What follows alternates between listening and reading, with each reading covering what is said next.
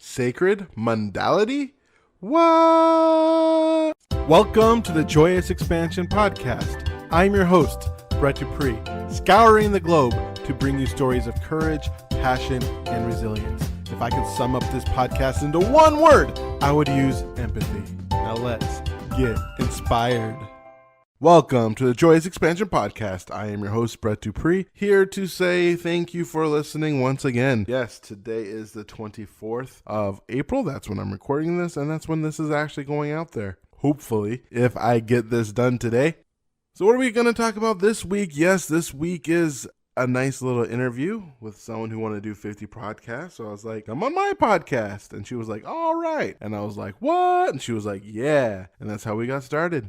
But first, I'm talking about the Church of Awesome, and now it's time for the third commandment. And the third commandment has changed because the universe has conspired for me to recognize that the third commandment needed to be moved up a slot. It was going to be the fourth commandment, but no, now it's going to be the third commandment. Yes, the third commandment in the Church of Awesome is develop an awesome mindset.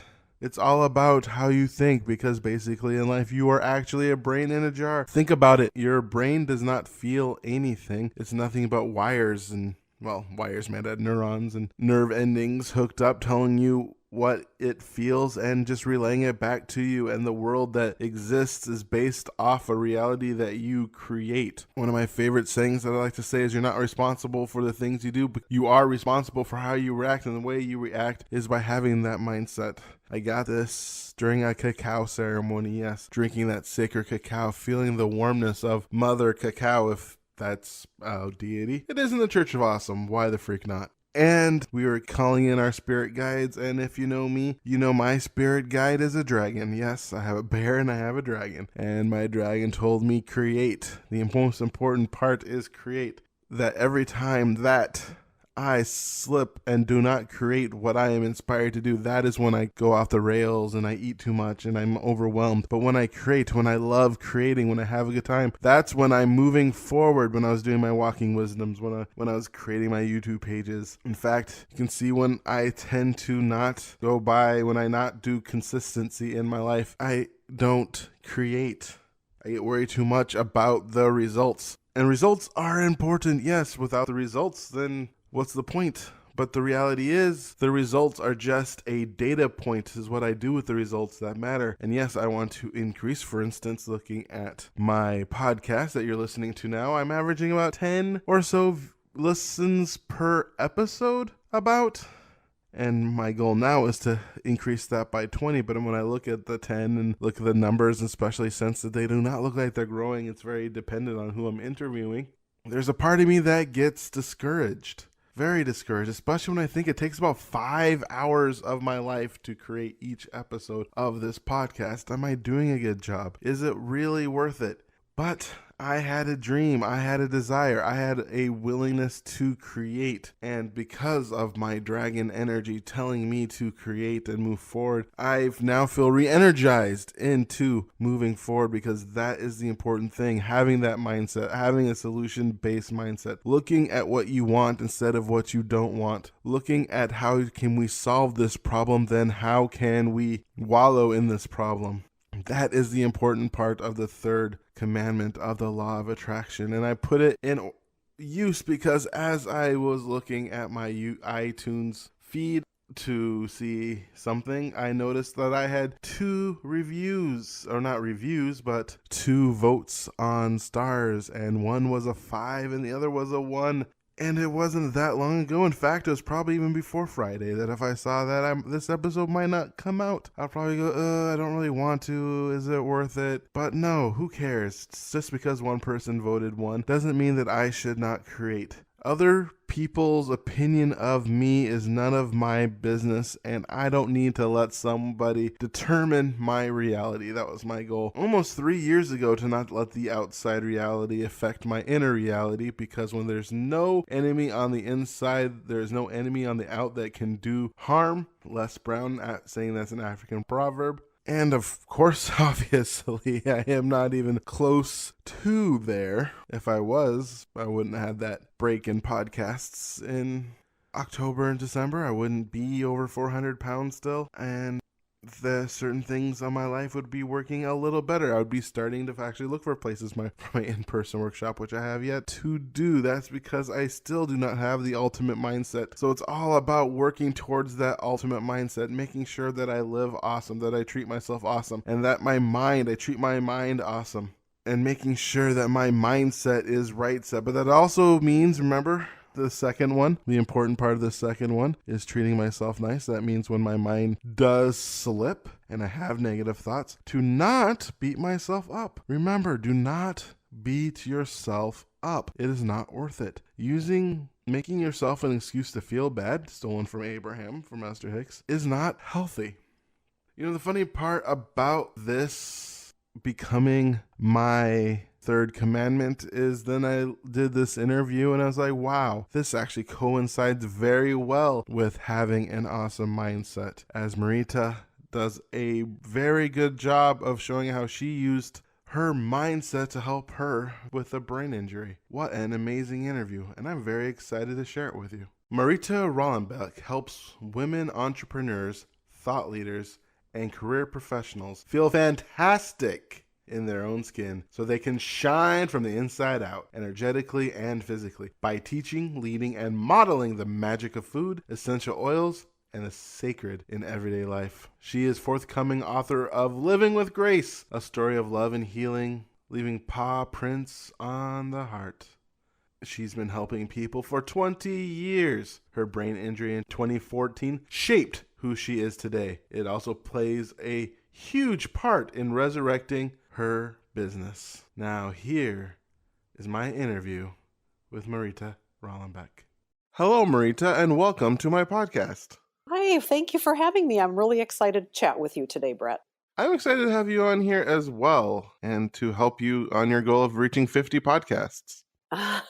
Yeah, that's a lot.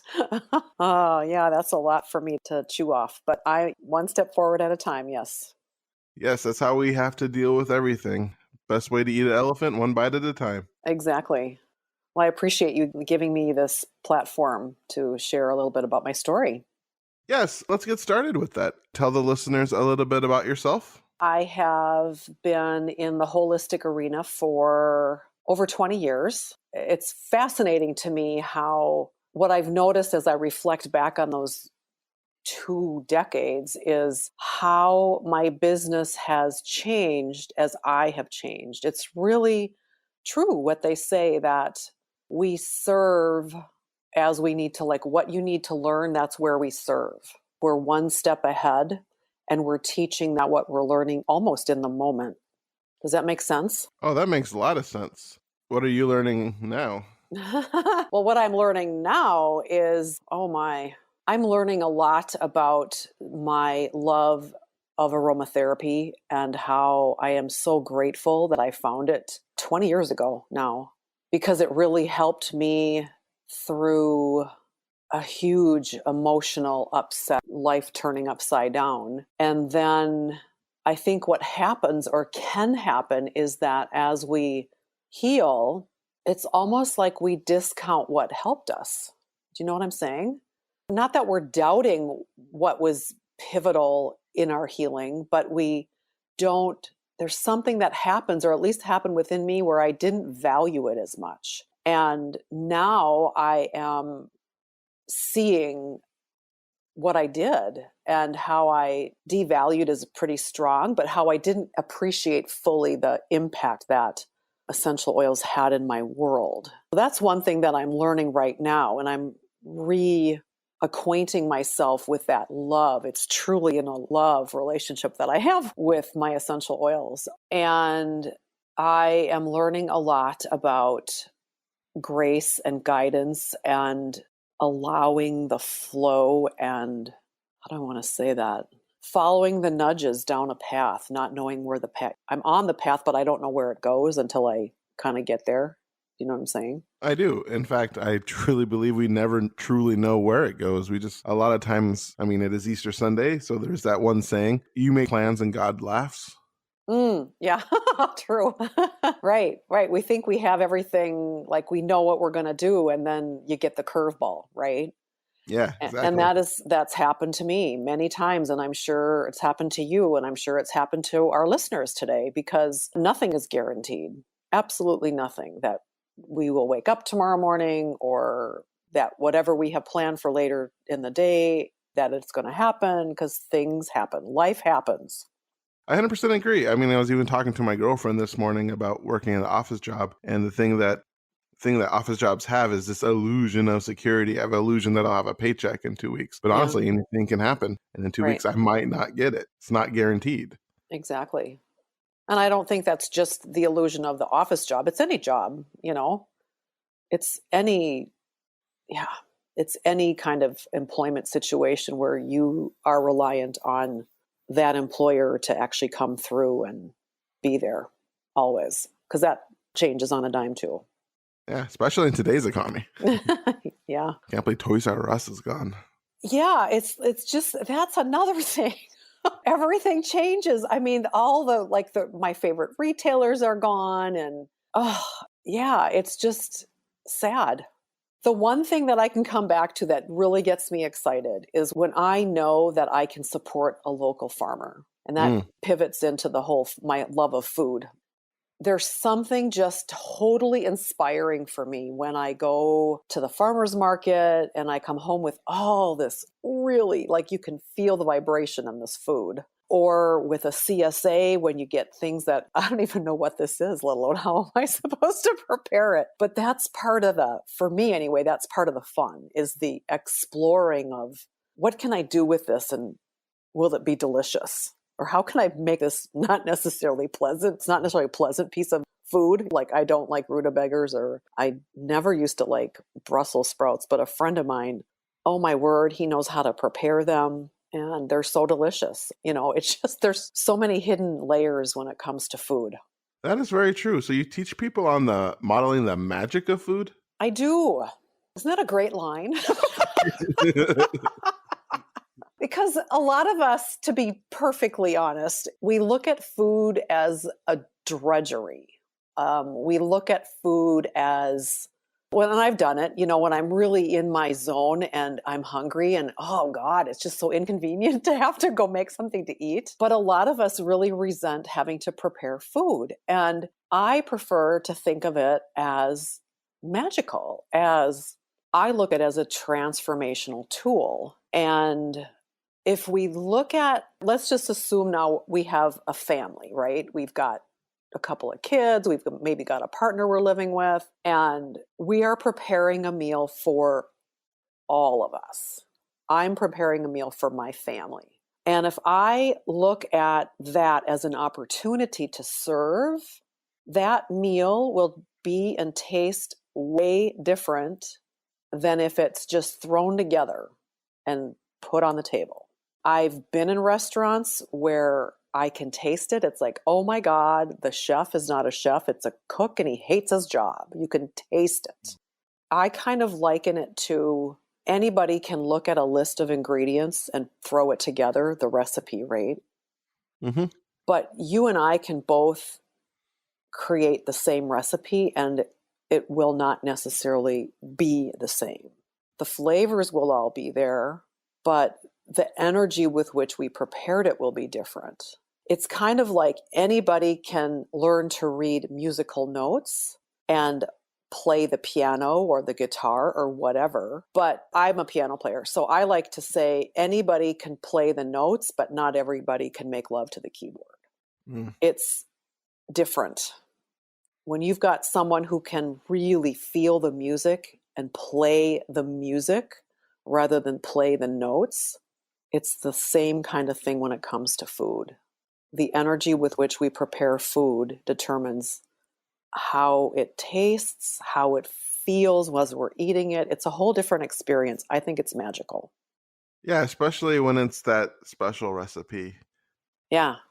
Because it kind of reminds me of my grandma. She used to make these things called popovers. Oh, yum. Yeah. Yeah. And the funny part is that she made them wrong. Oh, she did? Because I finally saw YouTube videos what a popover is supposed to look like. A Uh-huh. popover pops over the pan. Yes. Hers were really dense and they had too much butter in them. Because Oh, my grandma was funny. actually a bad cook. But the love and the fun and the can't waiting, and just almost all the memories that come with it, and the joy Exactly. of like the love that you'd put it out there, and seeing our excitement for it. And this, it's a huge experience. And now that she's gone, my sister Rochelle now makes them, and we kind of almost relive those moments Oh, fun. when, yeah. Yeah, yeah. See, that's all part of the dining experience. Oh, that's the difference between eating and dining, right? You go out to a fast food restaurant and you're eating. You go to a restaurant where you're being served and you're dining, hopefully. It's not about who can be out the door the fastest. It's dining. It's really enjoying the experience and the company and making the memories. Yeah, So what got you absolutely. started on wanting to, is it learn about the magic of food? What sparked this? I think the very beginning was my mother was a fabulous cook. She had two sisters and one brother, and the one sister and the one brother, they were also very, very good in the kitchen. But her other sister, who was my godmother, she was actually a hotel chef. So I had a lot of influence with cooking just from my mother's side. I just remember my parents were from Germany. So the German culture is one of any excuse to have people over and party was that's what we did. I was helping her and another woman make open faced sandwiches for one of their parties. And I don't remember what this lady said to me. I just remember the answer, and it was something like, I've had a great example in my mom. And I was young. I was not yet 20 when I said that. And she went, wow, she was really quite impressed with that answer. And I think that's like the first time I realized intentionally that I was very influenced by my mother. The family rootedness, right? It's in the DNA kind of thing. Back in 2014, I suffered a brain injury, and it left me unable to do most things that most people take for granted, like reading. I couldn't really read for like 10 months. And I could read, but I had no idea what I had just read. So the point is, I really couldn't read and comprehend. So for me to even read a recipe, how a recipe was one sentence. Well, I could clearly I could, because that's what I ended up doing. But that was about all I could do and comprehend. Read one sentence and go do it, and then come back and follow it again. Because I really couldn't read and comprehend, I couldn't have music, or a part of who I am is I love to consume content, and I couldn't even do that because my brain couldn't even listen to this podcast. Listening to something as simple as this was too much for me. And the one thing I could do is create. And then the creation took form of painting. I started painting and I started cooking all the time. But I will say, and I have to just say this because a lot of people, they are like, how did you not go crazy? Because I couldn't do anything. And it was because the part of the brain that gets bored was broken.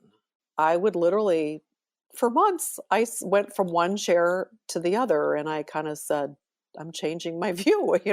I really did learn to sit and be. And then when I had to, quote, do something, that was painting, or that was making my kitchen a mess so I could cook. So that's kind of how I really started embracing that more full on, was just from part of the healing process from the head injury. So getting that head injury really allowed you to really focus on what made food magical? Well, I think what I really took away from that experience is that I call it sacred mundanity. It's taking something as mundane as food prep and elevating it as sacred so that it can bless the people that you're sharing the food with. And it's not just around food, it's around everything. It's like when I say life gets in the way of life, the mundaneness of life, vacuuming, washing the car, doing laundry, going grocery shopping, putting fuel in the car, all of those things that are life, they get in the way of life, which is all about your own personal evolution and spiritual journey, in my opinion. So life gets in the way of life. But when we make friends with the mundanity of our life, it becomes easier because we don't resent it as much. I don't know if you ever watched like Little House on the Prairie, but they had one dress and they had one outfit for Sundays and one outfit and a second outfit for daily. How lucky are we that we have a load of laundry to wash, right? Mm-hmm. We have the resources to buy the clothes. We have the resources to have a washing machine with water. And I'm getting really, well, of course, but that's where I'm asking people to think is that not everybody has an automatic dishwasher or a laundry machine or, running water for that matter, to really kind of have that attitude of gratefulness and honoring that it's sacred. That makes sense. That I can look at that into this podcast, especially when I first started. The editing process takes forever. Or for every 1 minute of content, that's 3 minutes of editing. It just takes a while to get through and eliminate the ums and ahs and makes things sound nice. And when I focus on, I want to get this done, I don't have much time, it becomes a drag. But when I think of it as I'm doing this to serve the person I'm interviewing so that they can sound their best. And so I'm also serving the listener so they can receive the content, the more freer and the better it is. And when I do it that way, editing is a lot more fun. It's more of a service to both the person I'm interviewing and to the audience rather than something I have to do. Exactly. It's a perfect example in your industry of how you're making the task sacred by looking at it as service, right? Yeah, exactly. Yeah, yeah, that's cool. So how long did it take for you to start repairing your brain? Couple years. Like I said, it took about 10 months or so before I realized. One day I was reading, I don't remember when it was, but I was reading and going, oh my God, like I read a paragraph and I remember it.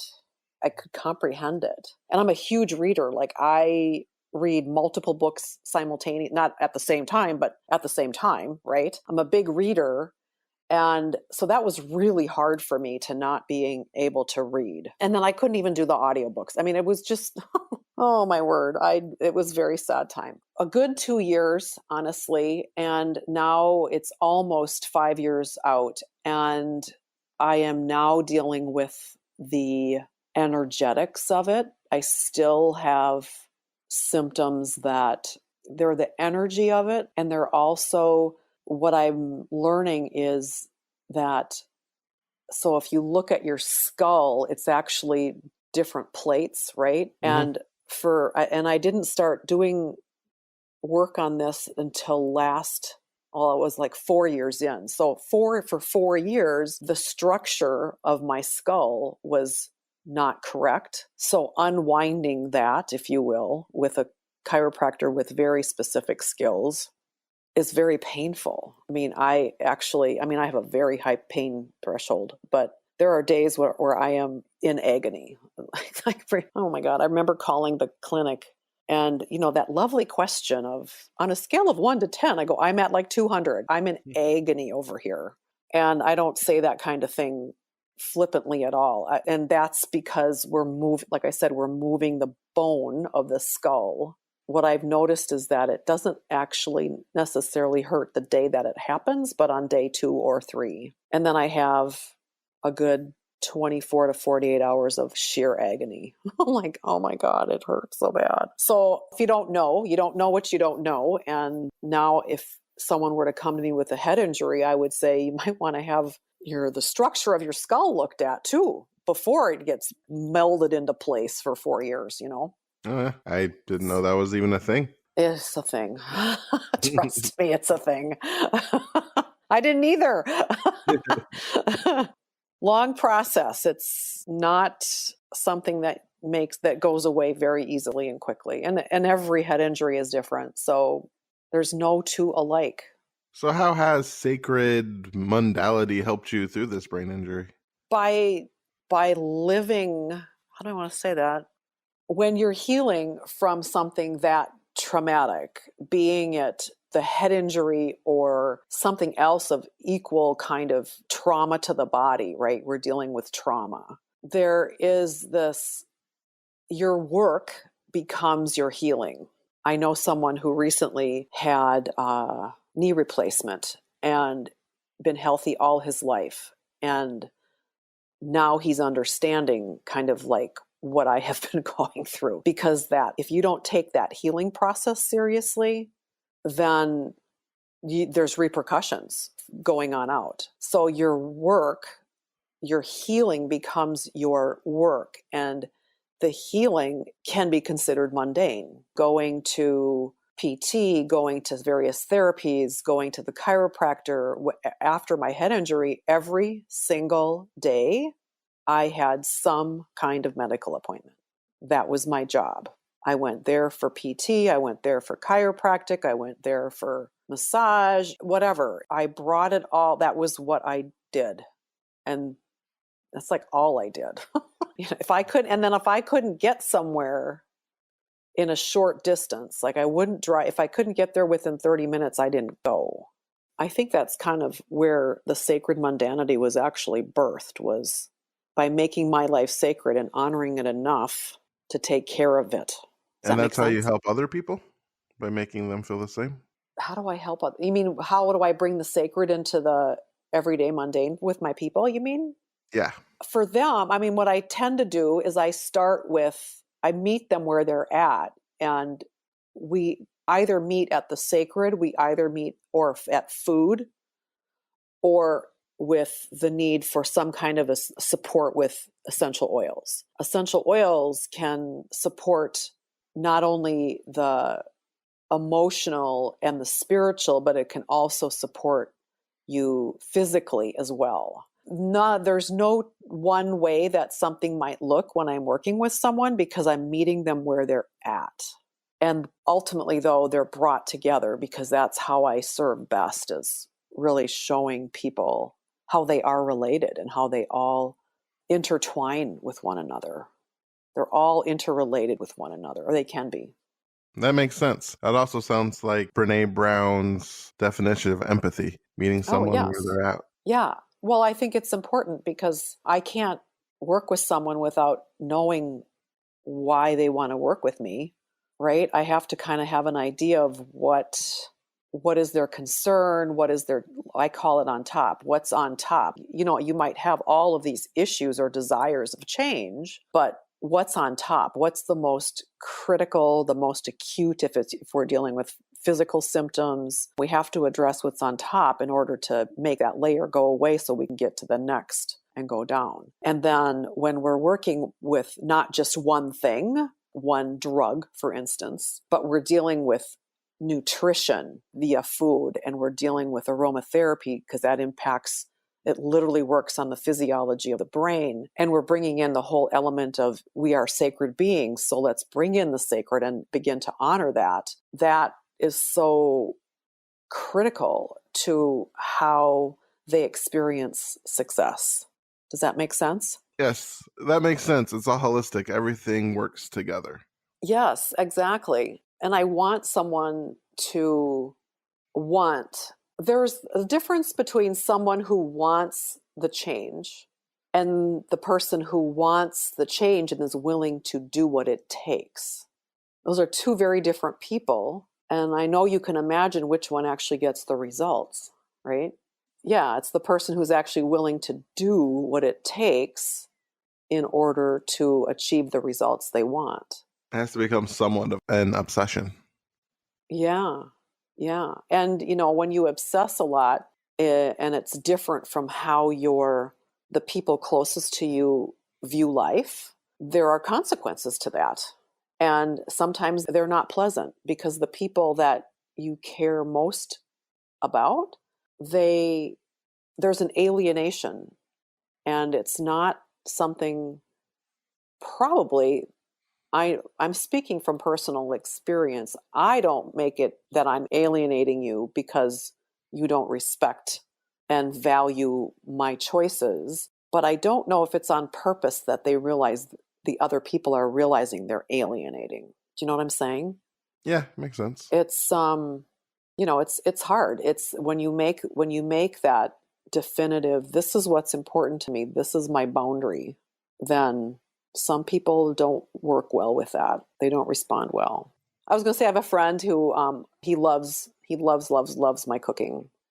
And sometimes I make something and he's like, my one no compromise food is gluten. I've been gluten-free for over 10 years. So at this juncture, it's very easy. Back 10 years ago, it was really hard. People now have it much easier with all of the various resources and options. But sometimes I blow them away when I make a cake or whatever. And he's like, this is gluten-free. I'm like, yeah, isn't it amazing? He can't believe it. I go, the only gluten that ever comes in my house is someone who brings it in and eats it or brings it in and takes it out with them. Because there's no reason for me to have gluten in the house. So people like that, I adore because he's very open to experiencing my world through clean eating.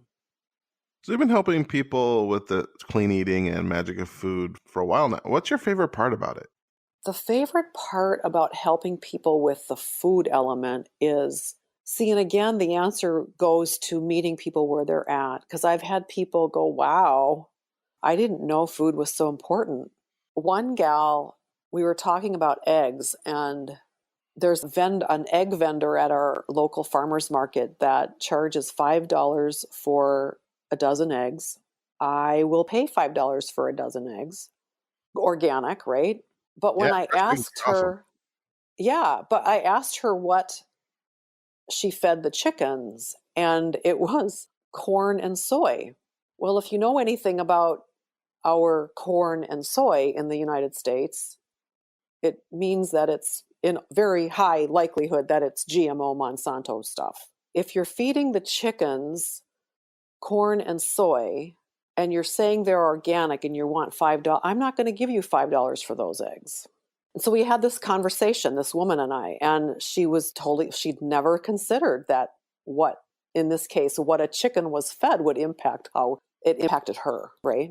Mm-hmm. So that's one thing I like, is waking people up to true clean eating and all that that can mean. And I'll say anything, it's clean eating is a spectrum. For you to go from conventional eggs to organic eggs, that is huge. And I've been there where I'm not going to pay, at that point, it was $3. You know, you could get a dozen eggs for 89 cents or something like that. Like, I'm not going to buy organic. Now I can't even, if I'm in a restaurant, I have to not think about the eggs. You know what I mean? Oh, yeah. So that's one level of what I like about working with people around the food. And the other is when they have a huge spiritual epiphany. And you'd think, how can that possibly be? But it's possible that someone who, for instance, emotionally eats and has never really gotten to the root of why they do, they recognize that they're doing something completely out of character and it's not logical. Yet by working with me and asking the question, why am I wanting to eat this? And start having a dialogue with that part of yourself that wants to eat whatever that is. And your part, you have this struggle, right? Within yourself. You want that because you know it'll be tantalizing or sweet or salty or whatever it is. And yet you know you're not hungry. Your body is not hungry and you just want to eat for whatever. But once you begin dialogue with that part of yourself and shine light on that aspect of who you are, the dialogue can result in an epiphany of wow. And then once you see it, it's gone. It's quite remarkable. Yeah, that sounds amazing. Mm-hmm.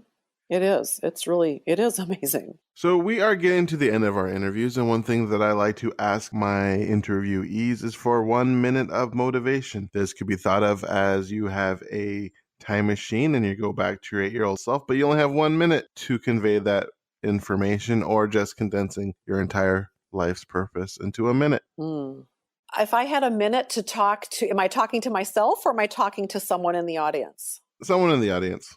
Okay. If I had a minute to have you listen, it would be to go back to the innocence of your childhood, where you knew what you knew, you saw what you saw, you didn't doubt what you knew and you didn't doubt what you saw. You had your imaginary friends, which in all likelihood were angels and trusted advisors, sacred advisors, take that with you as you age, as you go to your 9th and 10th and 11th and 20th birthday. Take that aspect of you into the future, because that's where your innocence was and that's where your truth is. That's what I would say. Nice. Well, Marita, thank you so much for being on my podcast. Your story of the sacred mundanity, especially with food and how we can use food to heal ourselves and maybe even heal our souls, is a very inspiring message that I'm sure many listeners will take away. So thank you for being on my podcast, and thank you for your service to the world and making a better place. Thank you. I appreciate letting me have this forum very much. Awesome. I hope your day is special. Thank you. And there you have it, folks. That was my interview with Marita. One thing that I find interesting in what she said was, I love the idea of sacred mundality, taking the things in life that are boring and making it exciting. This is something that I started to do the second time around with my podcast when it comes to editing.